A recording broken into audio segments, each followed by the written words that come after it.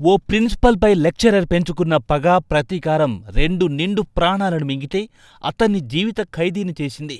నేరం నుంచి అతడు తప్పించుకోవడానికి చేసిన అన్ని ప్రయత్నాలను విఫలం చేస్తూ చివరకు న్యాయమే గెలిచింది. అయితే ఆ న్యాయం కోసం బాధిత కుటుంబానికి 8 ఏళ్లపాటు పోరాటం చేయాల్సి వచ్చింది. కన్నకొడుకు బుగ్గమీదున్న పెళ్లికొడుకు దిష్టి చుక్క కూడా చెరిగిపోకముందే అతడు శవమైతే ఆ తల్లి గర్భ శోకానికి న్యాయం చేస్తూ తాజాగా దోషి పంజీలాల్ మొహర్కు యావజ్జీవ కారాగార శిక్షను విధించింది న్యాయస్థానం.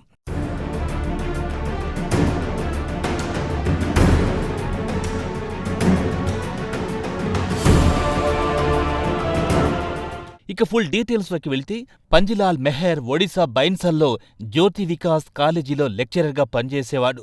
అదే కాలేజీలో సంయుక్త సాహు అనే మహిళ ప్రిన్సిపల్గా విధులు నిర్వర్తించేవారు. ఇక వీరిద్దరి మధ్య వృత్తిపరమైన తగాదాలున్నాయి. అవి కాస్త చినికి పెద్దగయ్యాయి. దీంతో ప్రిన్సిపల్ సంయుక్త సాహుపై ఎలాగైనా రివెంజ్ తీర్చుకోవాలని లెక్చరర్ పంజీలాల్ డిసైడ్ అయ్యారు.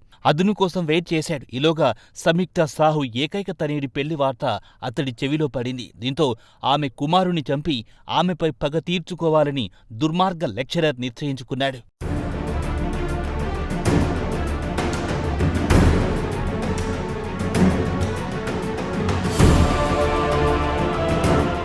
నిర్దాక్షణ్యంగా పెళ్లి మండపానికి కానుక రూపంలో బాంబును ప్యాక్ చేసి పంపాడు పంజీలాల్. దీంతో ఓవైపు అదనంగా సంయుక్త సాహు తనయుడు సౌమ్య శేఖర్ పెళ్లి రిమారాణితో అంగరంగ వైభవంగా జరుగుతుంది.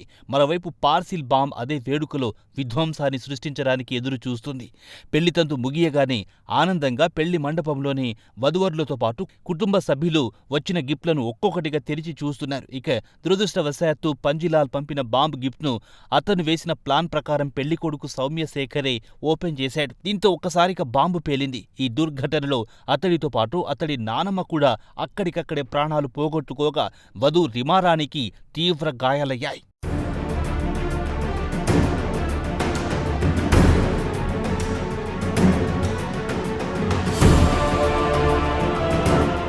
2018 ఫిబ్రవరి 23న ఈ దుర్ఘటన చోటు చేసుకుంది. అప్పట్లో ఈ ఘటన దేశవ్యాప్తంగా చర్చనీయాంశంగా మారింది. నవ వధువు, ఆమె కుటుంబ సభ్యుల అభ్యర్థన మేరకు అప్పటి ఒరిస్సా ముఖ్యమంత్రి నవీన్ పట్నాయక్ ఈ సంఘటనపై దర్యాప్తు చేయాలని క్రైమ్ బ్రాంచ్ను ఆదేశించారు. అదే ఏడాది మార్చి 23వ తేదీన క్రైమ్ బ్రాంచ్ సంఘటనపై దర్యాప్తు చేయాలని క్రైమ్ బ్రాంచ్ను ఆదేశించారు. అదే ఏడాది మార్చి 23వ తేదీన క్రైమ్ బ్రాంచ్ పోలీసులు కేసు దర్యాప్తు చేపట్టారు. అయితే నిందితుడి చేతిరాతే అతన్ని పట్టించింది. దీంతో 2018 ఏప్రిల్లోనే పంజీలాల్ మెహర్ను అరెస్ట్ చేశారు పోలీసులు. అప్పటినుంచి పంజీలాల్ మెహర్ ప్రతాప్గఢ్ సబ్ జైల్లో రిమాండ్ ఖైదీగా ఉంటూ విచారణ ఎదుర్కొంటున్నాడు.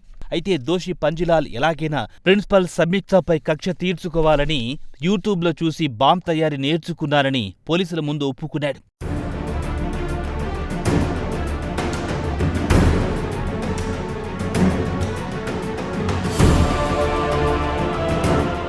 అప్పటినుంచి పంజీలాల్ మెహర్ ప్రతాప్గఢ్ సబ్ జైల్లో రిమాండ్ ఖైదీగా ఉంటూ విచారణ ఎదుర్కొన్నాడు. తాజాగా స్థానిక బోలాంగీర్ జిల్లా కోర్టు పంజీలాల్కు ఐపీసీ సెక్షన్ 302, 307, 201లతో పాటు పేలుడు పదార్థాలను చట్టంలోని సెక్షన్ 3, 4 కింద అతన్ని దోషిగా నిర్ధారించి యావజ్జీవ కారాగార శిక్ష విధించింది. దాంతోపాటు 1,70,000 జరిమానా కట్టాలని ఆదేశించింది. మొత్తానికి పగ, ప్రతీకారం రెండు నిండు ప్రాణాలను బలి తీసుకోగా చివరిగా అతన్ని కటకటాల వెనక్కి నెట్టింది.